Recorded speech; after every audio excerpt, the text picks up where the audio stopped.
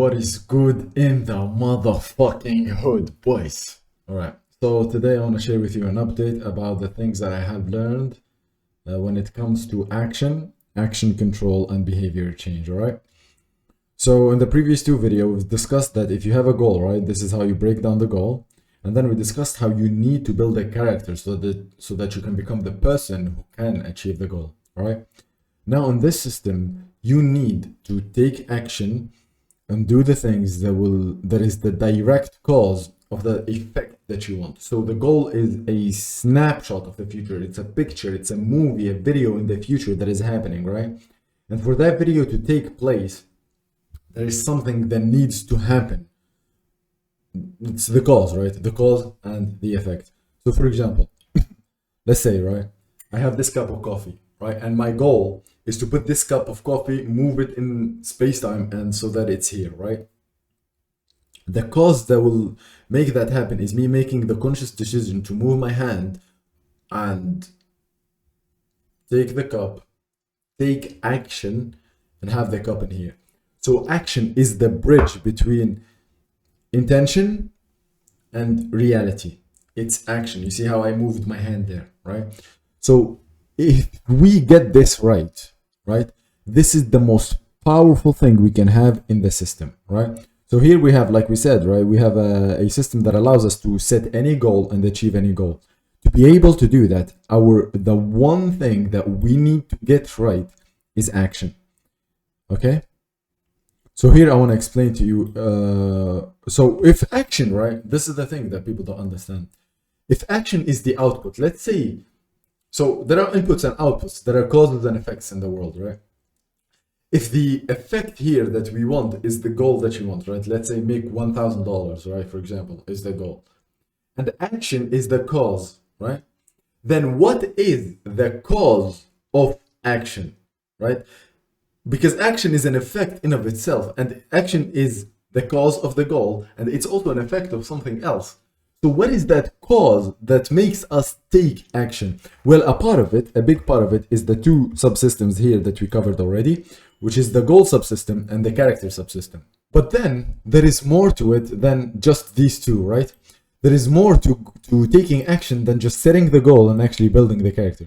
And this is where we have our action here, our action system here, right? And this is what so far, I'm only putting in what I have learned so far over the past couple of weeks, all right? So this is the output, right? This is the effect that we want, which is execution, bodily movement, and cognitive effort. The input is the food, sleep, audio, and image. It's a stimulus that interacts with your brain. Your brain makes a decision, and then it sends the signal to your muscles, and then your muscles move, right? So we've discussed systems thinking here, right? I've explained systems thinking in a previous video, and we explained its power, how it gives us clarity, predictability, it gives us problem solving, and universality, right? We've discussed all of these. I even gave, some examples and shit. So we're not going to go over that in this video, right? If you want to understand more about systems and how systems work, go ahead and watch that video, right? But in this video, I want to teach you, I want to show the action system that we have here, right?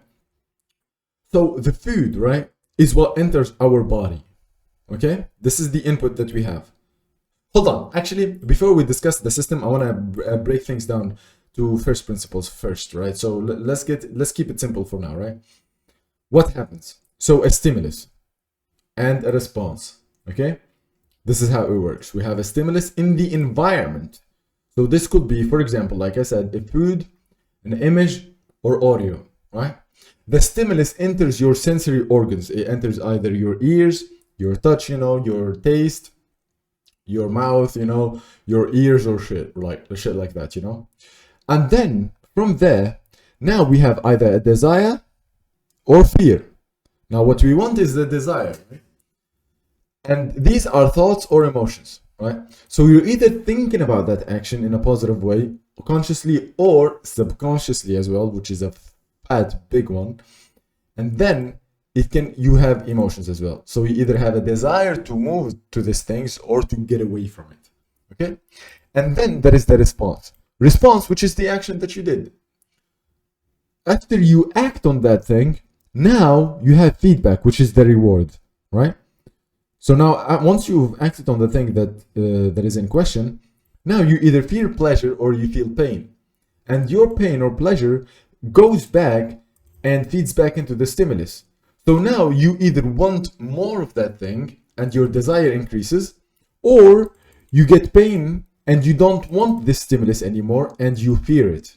And now you take less actions, which gives you pleasure for not taking that action, and now you don't want it even further, right?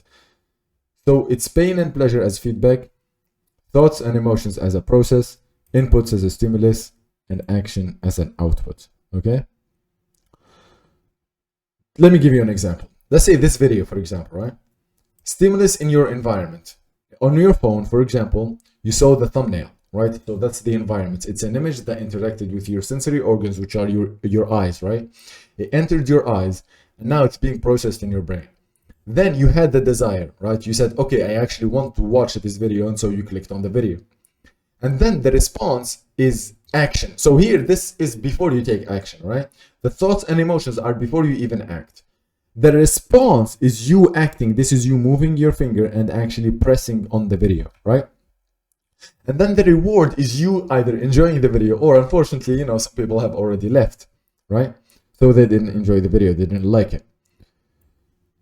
And it just goes over and over, and it keeps on repeating, okay? So it goes like this. Stimulus information goes from environment to sensory organs. They go from the sensory organs to the brain. They go from the brain to your muscles. And then since stimulus goes from muscles to the environment, and then it feeds back into your eyes. So it looks kind of like this. Now, this is an approach, right, to a human action control called sensory motor approach, right? Where we're looking at it purely from a neuroscientific way, neurobiological way, right? Physiological, material way, right? Which is like this. This image captures it perfectly, okay? Inputs in the environment, enter your eyes, brain processes it, sends a signal to your muscles, muscle will move, the movements affect the environment once again, and then the cycle repeats over and over, okay? So there is actually another approach, right? Which is called ideomotor approach. The ideomotor approach is more psychological, okay? Which is thoughts and emotions comes, and then you have the action, okay? So it's like this second half right here, which is this one, this one, this one, right? It's the second half. Now these two will contradict each other. Well, they don't contradict each other, but they fulfill each other. They're like binary poles. One is like more psychological, and it says that, okay, you have a thought, let's say for example an urge, right?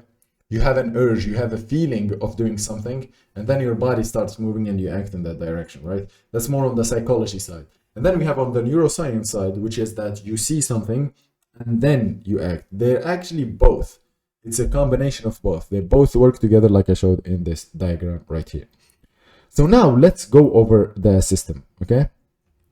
So the input, like we said, is the food, sleep, audio, or image entering your brain, right? So this thing comes in contact with you, right? And it enters through your sensory experience, like we said, either eyes or mouth, right? And then inside of the system are elements. And these elements are your sensory organs, your emotions, your thoughts, your muscles, and your brain, different brain regions. When these things interact together, right? Through their interactions, we get execution and bodily movements, okay?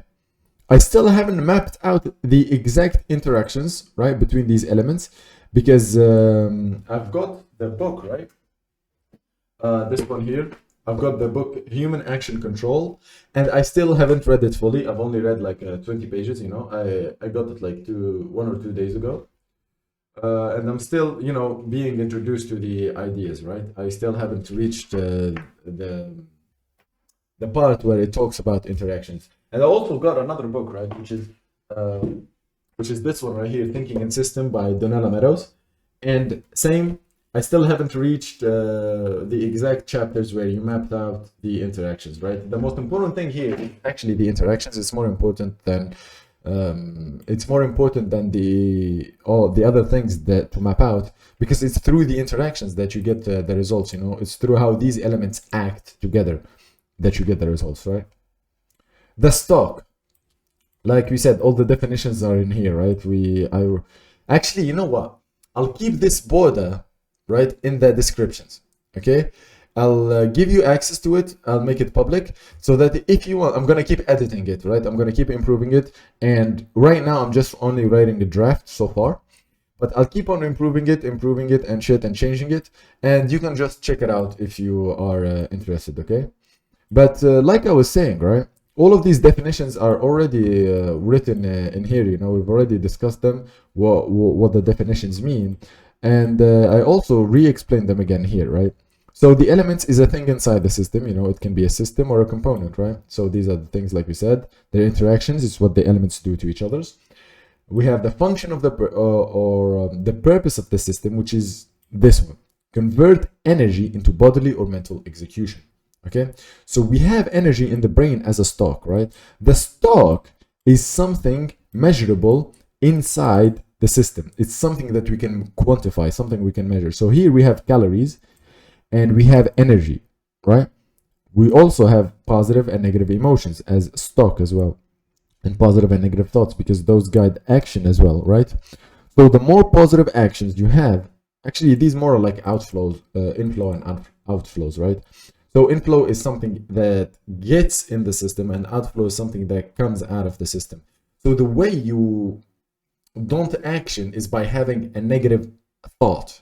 And a negative thought is only negative when it doesn't contribute to the desired action that you want, okay? So if the action is subtracted, let's say you want to meditate, right? And then you don't meditate, that's because you had a negative thought about meditation. That doesn't mean it's a depressing thought. That doesn't mean it's a sad thought, but it's a thought about resistance. It's a thought that is negative towards our goal, right? So that's like outflow. That's what doesn't let us gain a lot of good actions, a lot of positive actions, right? And energy, okay? So this is the system that I mapped so far, okay? Some of the system's behavior is thinking and feeling, right? And then this system is operating in an environment which is the nervous system, right? So our nervous system is the environment for this thing, okay? And yeah, I'm pretty proud of what I wrote down here so far. There is this one as well. So this is more of like a step-by-step process. This is, I'm going to be mapping the algorithm of how do we actually go from step one of a thought to finally at the very last we have the execution. I have it actually there is somewhat of a process here in the book that I'm reading, which is very interesting, right? It's right here. I hope that you can see it. So it starts off with an intention, right? It starts off with an intention or a goal that we have in here, okay? And then you have action monitoring or action evaluation, right? So now we know the exact action that we want to take, right? We want the exact, here we have like clear cause and effect. We have clear internal intentions. Like we said in the goal breakdown, you know exactly what you need to do. You know the exact actions that you want. And you know also the character that you need to become, right? We've discussed all of these. You know the habits that you need to do. You know the character traits that you need to develop. You know the exact skills that you need to develop. Now you just need to do them, right? So that's action, that's the intention, right? Action monitoring is when you have that action that you said you were gonna do against something else. So let's say, for example, your action that you wanna do is meditation, right? The opposite of that, or the counter opponent of that, is, let's say, video games, right? Or scrolling. Scrolling is is the polar, complete opposite of meditation, right? So now your brain looks at both, and it basically gives you an evaluation of which one is better, right? And then you have your perception, okay? So here we start. No, actually, never mind. Action monitoring is a feedback, right? It's your evaluation of the different options that you have. But before you look at the different options, it starts with perception. It starts by looking, right? So you look at the different options that you have, or you know how many options that you have, okay? So it starts more with perception, and action monitoring is the feedback. I'm gonna explain it in a bit, right? So it starts with perception, and then it starts by action selection, right? So you look at the different options that you have, and then you select one out of two options, right? Or three or four, or how many options you have, right? You select one. After that, we have action integration, right? So this is your brain sending the signals and sending like ideas and like signals basically to the muscles. So here it's like the process is starting to happen. And then finally we have action execution, right? After the action execution, now we get action monitoring, right? So when you do the action, now your brain is thinking to itself, okay, are we getting closer to the goal? Are we moving? Am I feeling good? Am I feeling bad? Etc. Okay, that's more of like how this system works, right?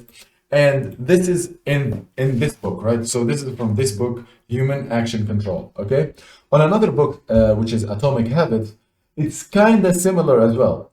So we start off with the Q subsystem here, which is basically your environment, right? So like we mentioned earlier, over here, right? We start off with a stimulus in the environment that you look at, right? So here we need to engineer our environment, and we need to create a lot of remindings of the things that we need to do, right? This is like we said, the perception, right? You're interacting with a stimulus.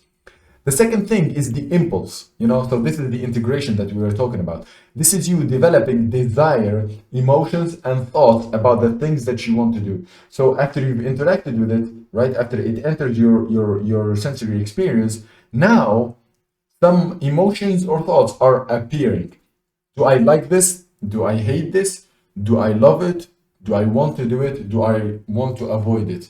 Right? An impulse. Okay? And then finally, we have the execution, right? So, like we said, this is the most important thing we need to get right. Okay? In the entire, look how small that is, right? Look how small that is. Look how big the system is, right? Look how big the system is, and look how small that one section is.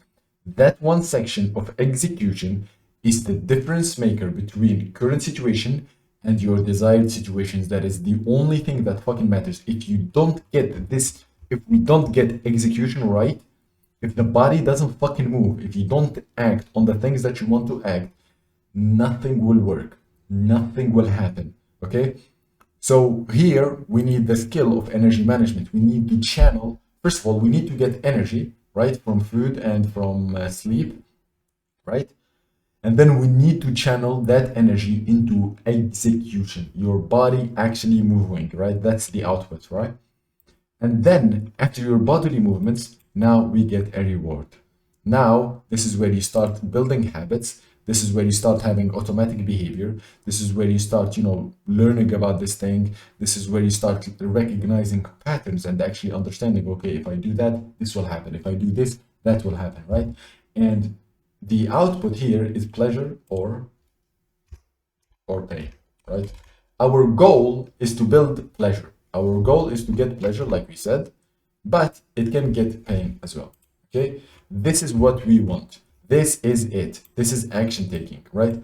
Once you take action, once you expend energy, right? Once you spend energy on something, your reality changes, right?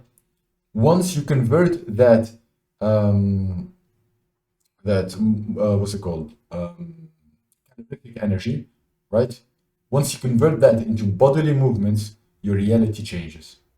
And then now in the future, I will be building a replay system that allows us to, review our current situation, review our desired situation, review where we are, how far we are, and build a plan accordingly.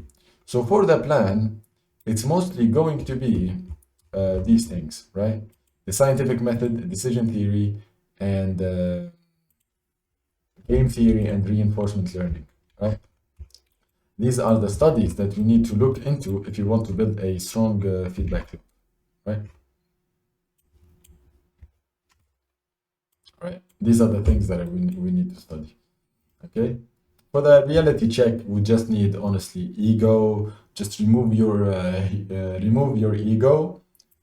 Be, I would say I'd probably say like, hold on, let me see. Statistics.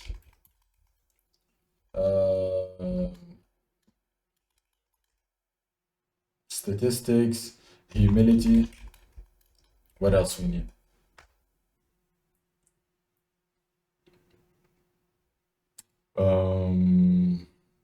What's that shit called?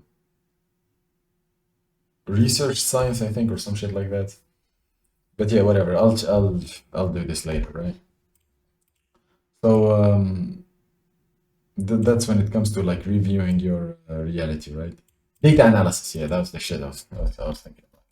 Data analysis, right? You need data analysis. You need humility and statistics. Probably there are more studies that more fields of studies that we need to look into to be able to do this. But for now, these are the ones, right? Once I finish this system, fucking hell, we will be able to achieve anything we fucking want, bro. Oh my god. Oh my god. Oh my god. It's so disgusting. It's so fucking disgusting, bro. What am I doing, bro? I'm such a fucking genius, bro. This is so fun. So yeah, that's the progress I've made. There are the other things that I need to study as well, which is like similar to, you know, nudge theory and applied behavioral analysis, BJ Fogg, BJ Skinner, operant conditioning, and all of these things, so that we can condition our minds to get whatever the fuck we want out of it. Our bodies, not our minds. And then we're going to be tracking the action as feedback, right? So like we said in the goal breakdown, the one thing that matters is tracking the action and changing the plan till we get KPI, right? So tracking your actions, what action have you done in the real physical world, and changing it, right? So this is the learning, right? Changing the plan is the learning. It's applying the scientific method and learning about the, you know, neuroscience and shit. But here is the tracking that I have done so far, right? I did the self-engineering every single day. I meditated every single day. I did gratitude every single day. Deep work some days here and there. I learned every single day. Savings are good. My hygiene is good. I'm not going to the gym. I'm actually going to go today. So that's something I need to do. My diet is on and off. Planning tomorrow is off. I need to do more of this. And yeah, this is Polaris, right? So Polaris is basically how good are you doing overall, and the North Star metric, right? North Star metric is your score out of 100 here. And then I just look at the average after a month. I do the observation. I run an experiment. I build a hypothesis, you know, run the experiment and test and iterate and improve until we reach KPI of 95% execution over 180 days. That's a fat fucking goal. Imagine that. Imagine achieving 95% of your perfect day. 95% of your perfect fucking day. That's fucking insane. Over 180 days. So this is not for one day. This is not for 2, 3 days, 1 month, 2 months, 3 months, 6 fucking months. 6 months of consistency, bro. Oh my god. Oh my god. My life is so good. My life is so fucking great. So this is the timetable I built. And life is good. Life is fucking good, bro. I'm on a roll right now, bro. I just need to make sure to not fall after this roll, right? I'm gaining momentum. I'm gaining a lot of fucking momentum. I just need to not fall. I just need to not fall. Okay? My life is so good right now, bro. Woo! So, thank you for watching, and I'll see you in the next one.